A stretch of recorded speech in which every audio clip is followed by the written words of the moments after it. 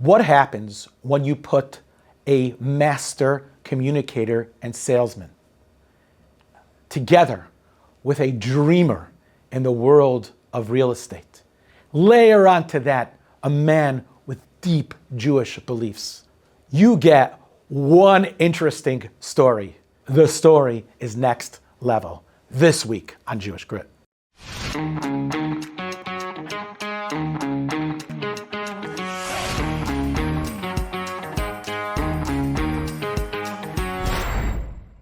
Welcome to Jewish Grit. I am super lucky to have an amazing guest on Jewish Grit this week. Welcome, Jonathan Landau, a real estate developer and just a really great guy. So, Jonathan, take us into your professional journey for a moment. I know a lot about it. You're young and you're trying to figure out your life. You're trying to hustle. Take us into your first hustle. Before I was in the professional career, when I was a dropout from yeshiva, probably around 17 or 18 years old, the first, I wouldn't even call it a business idea that I had was the internet was just evolving. This is, call it early 90s.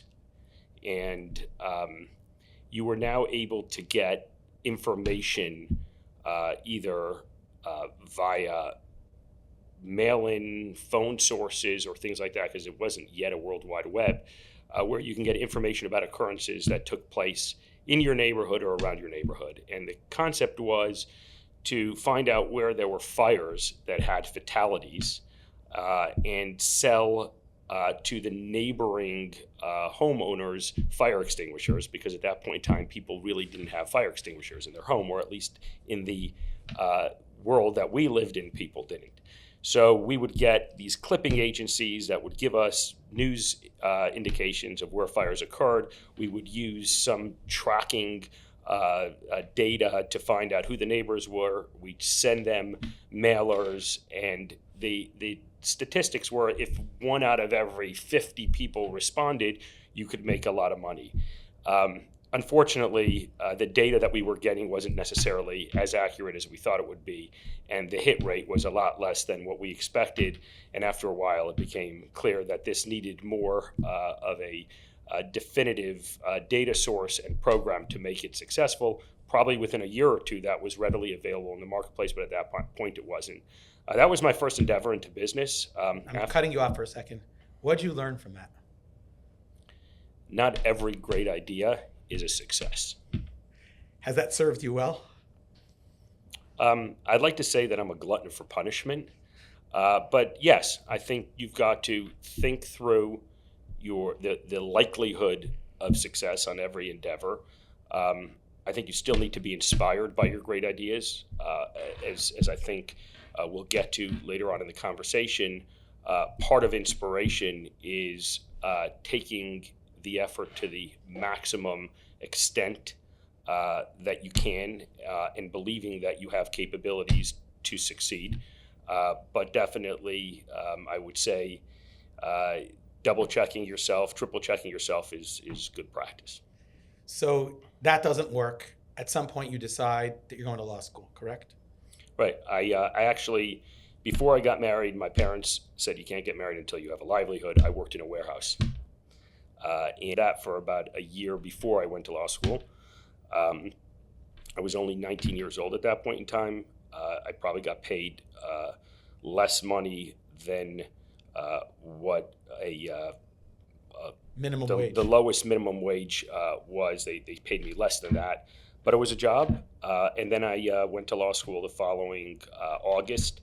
And I clerked at a law firm while I was in law school. I got paid even less clerking for the law firm, but it was a great experience, and that started my professional career. Now let's fast forward a bunch of years later. You're not a practicing attorney anymore. What happened? I would say that at about after practicing for 5 or 6 years, and I worked really hard, I had great success in the practice of law, and I enjoyed it.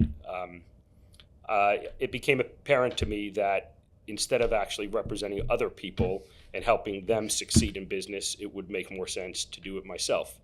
And so I think opportunities present themselves in ways that you can usually not script. And at that point in time, I was working on a project that generated a significant amount of capital for one of my clients. And the opportunity came about for me to be able to get involved in starting a new business with a development platform, which I had absolutely no experience with, and a real estate operating company platform, which I also had very little experience with. And I thought, hey, if you don't step it up and take advantage of opportunity, you're never going to succeed beyond what the average person can accomplish. And so it's worth taking a little risk every now and then and getting out of your comfort zone. And I think that, there's a tension, not just in it for average people in life, but also religious tension as to, how far should you push things? How much of your own sort of, let's call it grit, okay, do you want to put into play, and how far outside of reasonable expectations you should pursue things to try to succeed. And I would say probably hadn't thought through some of the implications of my beliefs at that point in time, but it was definitely inbred in me to the point where I believe you talk about, successful Jewish business people, and there's all kinds of, you could say stereotypes out there about why Jewish people are successful, and Jewish people control everything.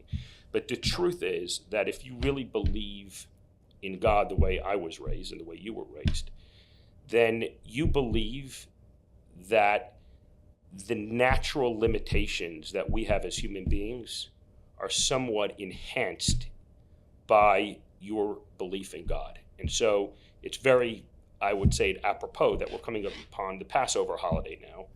And one of the recitations that we say on the Passover holiday at the Seder is we say, if God would taken us out of Egypt and he wouldn't have given us the Torah, it would have been enough. And everybody asked the question, would it have been enough? And we have What's all a kinds, Jew like without Torah? Right? and we have all kinds of answers that we accept, like, oh, it would have been enough for us to say thank you. Okay. For that we have to recite this, and we have this sort of tradition. And I think that the answer is very simple. It's not that it would have been enough in the context that we understand. It would have been enough in the context of the following. Jews are standing in front of a raging body of water that they cannot cross, and behind them is a army that wants to murder them, annihilate them. And nature at that point in time doesn't say that they have a chance of survival. They're dead. They're dead before they get in the water, not in the water. And yet, God does something special. He splits the sea, and he actually creates a miracle that nature wasn't able to comprehend. And you could say, okay, we were lucky, God had our back. Or you could say, this is a lesson for us to learn how to conduct ourselves. We don't just have natural limitations. When we have God, we have another gear. When we have God, we have faith that we can achieve more than we can with our own natural capabilities. The whole concept in our religion of don't say that you are this great warrior and you did it on your own, as they say, kochi v'otzem yadi, my strength, asali es achayal hazeh, makes me this great warrior. Absolutely not. We are not allowed to believe that. Why? Because if we do, we're diminishing our capabilities. We're saying we're limited to our own natural capabilities. But if we have this another gear that we can go into, which is belief that God saved us, and because he saved us, we see that he's there in a way that we can rely on. Now we have a greater gear. We have another place to go. And that's why I think, whether it's consciously, subconsciously, thought out or not, the Jewish people and the Jewish religion have succeeded because we rely on God. Thanks for sharing. Pleasure.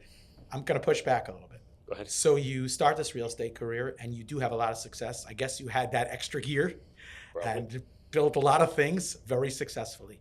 Can you bring us into a moment in the next 10 or 15 years of your career where you really needed grit because maybe it didn't follow the narrative or the script that you thought it would? I mean, I think if you're asking for a moment, it probably wasn't in the next 15 years. It probably took 17 years. Okay. Before we get to that, there are plenty of times in any professional's career where you make an investment, you bet on something, and it doesn't work out. And the human reaction to that is to feel dejected. The human reaction to that is to sort of succumb to failure. And I would say that you're about to close a loan, $100 million loan, $1 billion loan. You're about to acquire a property, and then something goes wrong. An investor falls out at the last minute. The lender says they want terms that you didn't anticipate. A tenant's supposed to sign a lease, they don't sign a lease.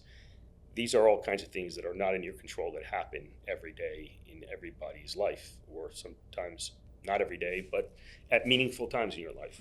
So what do you do? And I think having the awareness that it's not just you. If you just are limited to your own capabilities, you're screwed. You're dead in the water. But if you realize that the only way you got here in the first instance was with the help of God, you have, again, that gear to go into, and that is optimism. That is taking your own initiative and trying to make a success out of a failure. And many times when you look back in retrospect, you can see that that failure is what actually gave you an opportunity for much greater success that you didn't even envision before. That's super meaningful. So now I'm going to drill down a little bit. Can you take, if you're comfortable, can you take us into a scenario, a moment, an episode in your life where that happened? And I'm curious, like, okay, so this happens, now what do I do? I pivot, I providentially, talk to us about that. Well, I mean, I think I can go back as recent as, say, 5 months ago. We were closing a loan for $500 million ground-up development that my company was the developer on.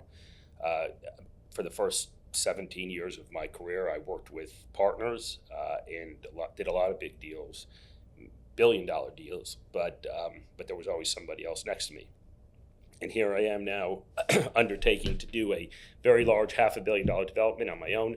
We have probably one of the number one banks that lends in the development world that's giving us a $300+ million loan. There's lots of, I will call it, complicated factors that are underlying the transaction, including getting air rights and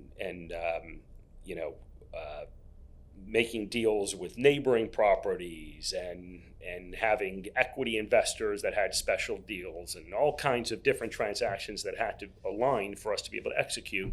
And at the last minute, our lender pulled out. Did it have to do with the political climate of New York, or? I think it was a contributing factor. The climate, meaning obviously the socialist mayor coming in, was not something that banks felt comfortable with. It also had to do with the fact that the housing department had made certain determinations in anticipation of the mayor coming in that were detrimental to our project and that added some significant costs to the project. There were various factors involved. Ultimately, it wasn't meant to be, and the lender pulled out. And they pulled out on a Friday. Pause for a second. You get that phone call. Right. I had $26 million hard money up at that point in time that is at risk. And that's... What do you feel? Like, is your entire gut turned inside out? Like, is it adrenaline? What happens at that moment? I think at that moment, I was obviously dejected. Distraught. But I was not willing. It was right before Shabbos, actually. And to me, Shabbos is one of those days where business has to be 100% outside of your mind, and you have to enjoy this special moment of your family and your friends and the time to sort of shut off from the rest of the world. And I knew that there wasn't anything I was going to do in the next 24 hours. So I was like, okay, I'm just going to enjoy Shabbos, and we're going to deal with this on Saturday night or Sunday. That's huge. And you were able to compartmentalize that successfully. Yeah. That's great. The bottom line is that, within a day or two, sometimes the help comes from other people outside of you. We have another brother who's a debt broker, and he went to, to a few people that were backups in the original, I guess you could say, marketing of the financing of the project. And we had somebody that was really eager, and within 3 or 4 days, we ended up with a replacement lender. And it was a different deal than the deal that I had envisioned closing, because it required multiple financing stages, and it required me getting some of the other partners involved. But ultimately, it worked out, and probably worked out better than what the original loan would have looked like. So, you just got to keep on chugging. Wow, that's beautiful. That's a really nice ending. I mean, it's not over yet, but God willing, it should just go from strength to strength. I think one of your greatest qualities, besides your amazing heart that you have, and ask anyone who's met you, that is you're a great communicator and you're a good salesman. And that's what you need to build any type of deal that you're working through. What's that skill? What's that gift? You sit down in a meeting. These are new investors. You're trying to pitch a new project. What do you have to do to bring them into your corner? In today's world, I would say that's a particularly important question to be able to at least consider and answer in some way or another. So the first thing you need to do is live your projects. You need to feel them. You need to have a conviction in them. You have to understand passion, energy. You have to understand why they're great. And if you do, and you don't overthink the process, then you can convey that to other people. And I think, I've delivered speeches in front of large audiences before. I'm always unscripted. And the reason for that is it's much better, in my opinion, to share your experience with other people. And not everybody vibes with you. You're not going to appeal to everybody all the time. But when you're sharing the way you experience something with somebody, then it's easy for them, for that energy to be received. And I would say it's, to a certain extent, an infusion of vision. And if you can share that vision by sharing your excitement, by sharing your energy, by showing why it makes sense to somebody, then you're not really selling them. You're just giving them a vision for them to buy into. And I think that is probably something that comes reasonably natural to me. And that's because I'm all in on everything I do. Couldn't agree more. You have such a generous heart and you love giving. It really gives you a high. And that's a big part of who you are and your wife is, and obviously. I want to ask you a question. I know that you support many institutions and you give a lot of charity. Like, how do you decide there's an unending stream of opportunities for philanthropy? What are the things that pull you? And I'm assuming it's like an investment to you. How do you invest? Well, from a philanthropic perspective, I am not necessarily mainstream. So I think, people who are individuals who are in dire straits versus institutions who are in dire straits appeal more to me. The human part of it. I think it's also because they have less access to assistance. I think it's because it's more of a personal connection. So that's something that appeals to me. I think if you think about the charities, the Jewish charities, logically speaking, it's an inhibitor, because there's a lot of charities that are probably not great investments. And if you do that and you think about it in that way, you will probably not give to some people who are great investments. And so you have to try to shut off logic a little bit and just really rely more on emotion. And that would be my approach to charity. Most of the people who watch this and listen to this are young professionals or college students living in a little bit of a crazy world. They're probably experiencing anti-Semitism in the workplace, on the college campus. And listen, I don't think either of us ever dreamed growing up as a child that we'd be living in a chapter of history in the modern world that we're in right now. As somebody who is super exposed to so many people for so many different walks of life, like, how does that make you feel? I mean, is there a dormant anti-Semitism that maybe some of the people you work with have that you didn't know was there? Yes. Let's just say Jewish people can't expect the world to love us if we don't love each other. And unfortunately, we don't love each other enough. So it's a difficult thing to live with, especially we have a grandmother that went through the Holocaust who talked to us about it all the time growing up. I remember thinking as a young child, like, I think I may have even asked my grandmother at one point, like, why don't you guys just shoot them? You know, obviously not understanding the implications of what that would take as a 3-year-old asking that to my grandmother. But the problem is that just like we're seeing today, we thought anti-Semitism was somewhat shelved after the Holocaust. And it wasn't. It was just suppressed. It's been there. It is there. And it's a very difficult thing to deal with. But the best way we can deal with it is by trying to live our life properly and loving each other and helping each other, and also doing what's right in the world and not desecrating God by the way that we act. And people who hate are going to hate us. It doesn't matter what we do. But we have to put blinders on, do the right thing, and try to, not make bad decisions. And unfortunately, I would say liberal Judaism makes bad decisions. And, you go back in time and you grew up as a kid hearing that, Jews voted for Hitler the first time around. And you say, how could that possibly be? But now we live in a time where we see people voting for anti-Semites here in our country. We see college campuses just rampant with anti-Semitism.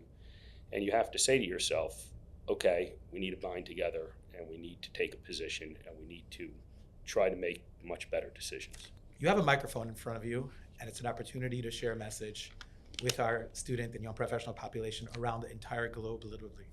These are people who are starting their lives, considering the type of families they want to build, the lives they want to lead.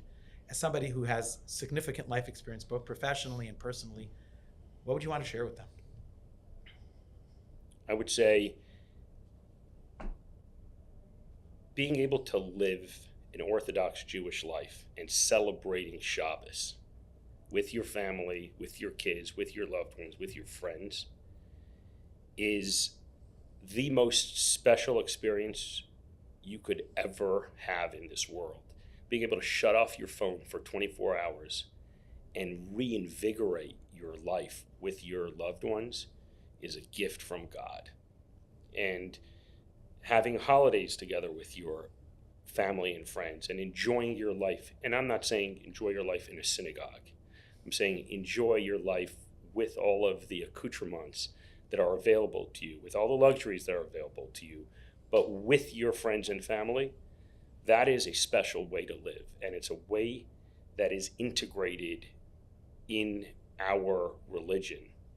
And it's something that I think everybody who is starting, everybody who's already on the way to mapping out their life should consider. And I also would say something that's probably unconventional, which is, you can't be an exceptional father, you can't be an exceptional husband, you can't be an exceptional businessman, wife, if you're not happy. And your happiness in your business life, your happiness in your personal life is paramount. Don't forget yourself.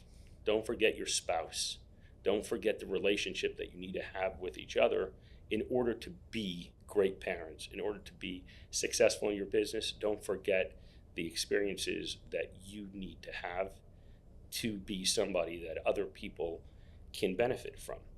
And that's something that unfortunately we get so focused on, whether it's our business or our families or our religion. We sometimes forget about the fact that we need to be healthy and happy. And if you focus a little bit on that, give yourself the luxury of treating yourself both mentally and physically and relationship-wise, you will have a much better life. This was a true pleasure. I think the whole podcast was worth it just for me to have this conversation with you. Absolutely. Keep taking care of yourself, your family, keep being happy, keep keeping Shabbos, and keep making the difference in the world around you. Thank you for listening to Jewish Grit, an Olami Mentorship podcast. At Olami Mentorship, we believe that everyone needs a mentor. What better way is there to tap into your personal and professional potential than with a Jewish mentor at your side? Learn more at olami.org/mentorship. Don't forget to keep listening on Apple Podcasts, Spotify, or wherever you get your podcasts.